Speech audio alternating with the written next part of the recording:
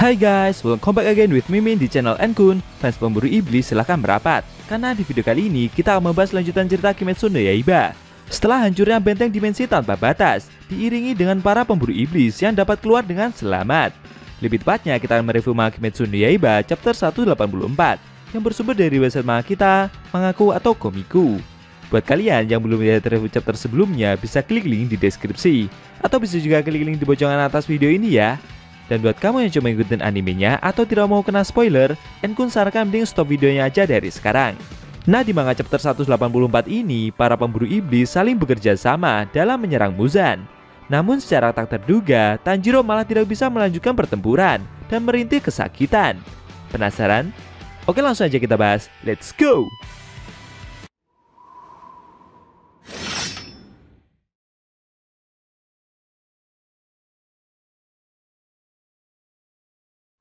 Pada awal scene, kita diperlihatkan suatu kota di malam hari. Pertempuran di dalam benteng dimensi tanpa batas telah selesai. Tanjiro dan yang lainnya berhasil meninggalkan benteng dengan selamat. Akan tetapi, situasinya malah menjadi semakin berbahaya. Meskipun para pemburu iblis telah berhasil menyeret Muzan keluar ke permukaan, namun lokasi spesifik mereka keluar adalah pusat kota. Di tempat persembunyiannya, Kiriyasama bersama kedua adiknya terkejut dengan lokasi kemunculan para pendekar pedang. Menurut mereka, tempat tujuannya melenceng terlalu jauh dari yang diharapkan.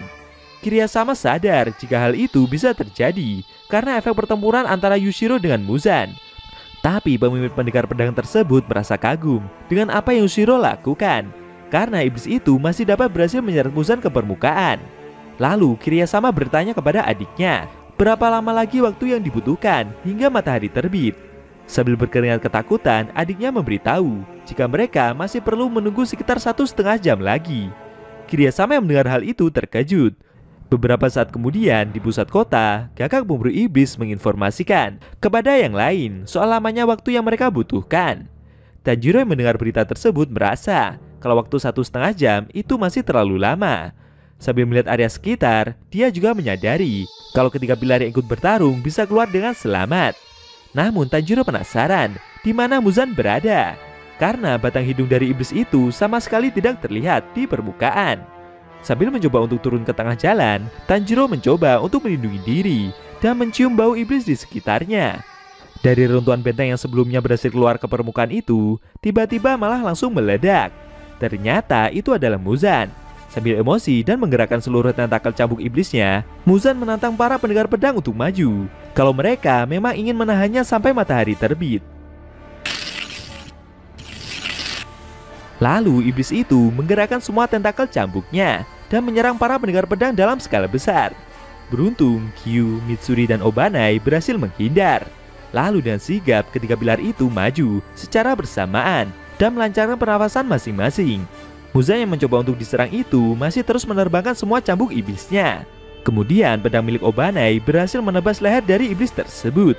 Akan tetapi meski mereka mengincar dan memotong lehernya, secara mengejutkan Muzan tidak mati dan tidak melemah sedikit pun. Kejadian itu membuat Obanai begitu kaget. Mitsuri yang melihat serangan dari rekannya itu juga ikut terkejut. Mereka bertiga mengenai iblis ini, tapi anehnya kepala Muzan sama sekali tidak terpotong.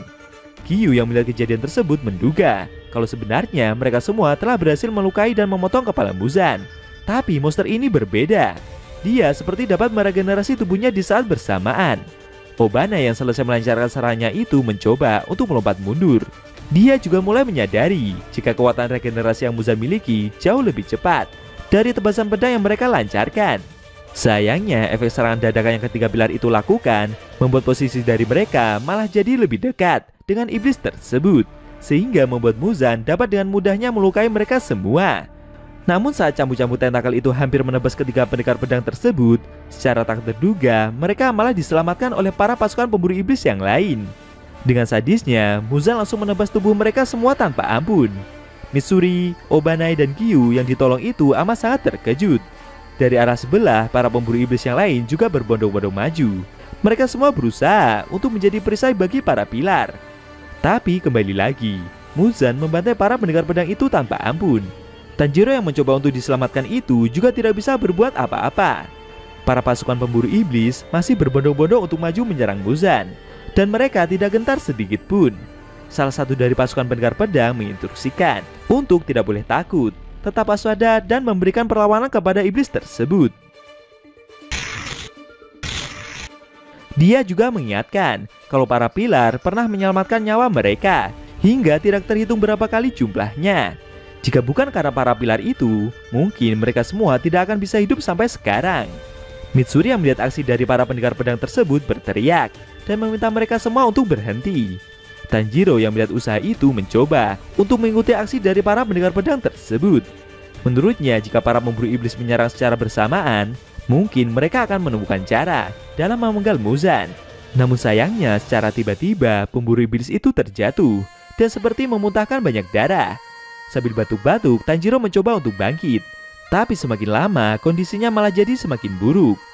Muzan yang terus menerbangkan semua tentakel cambuk iblisnya itu berkata, jika mereka semua yang sebelumnya bertarung dan mati dengan cepat adalah orang-orang yang beruntung. Karena jika mereka sudah menerima serangan dari iblis itu dan tidak langsung mati, akan mengalami siksaan yang sangat menyakitkan. Kesimpulannya, para pemburu iblis yang telah menerima serangan dari Muzan, meskipun sedikit saja, akan membuat riwayat mereka langsung tamat. Iblis itu meminta ketiga pilar tersebut untuk melihat kondisi dari Tanjiro. Mitsuri, Obanai, dan Giyu yang melihat hal itu terkejut. Ternyata Tanjiro telah terkena racun dari iblis tersebut yang sebelumnya dia terima dari serangan yang mengenai mata kanannya. Muzan menjelaskan jika Tanjiro sudah terkena darahnya saat menerima serangannya tadi. Ditambah lagi jumlah darah yang Muzan berikan sangat banyak. Meski menerima darah sebanyak itu, tapi hal tersebut tidak akan membuat Tanjiro berubah menjadi iblis. Tapi darah yang masuk itu malah berubah menjadi racun yang berakibat sangat fatal. Darah milik Muzan akan menghancurkan seluruh sel di dalam tubuh Tanjiro dan akan membuat pemburu iblis itu mengalami kematian. Keputusasaan telah mendekat. Apakah ada cara untuk menyelamatkan Tanjiro dari kematian yang akan merenggut nyawanya tersebut? Lalu bagaimana nasib dari ketiga pilar yang masih susah payah menghadapi Muzan itu? Sayangnya, scene cerita Kimetsu no Yaiba chapter 184 telah berakhir.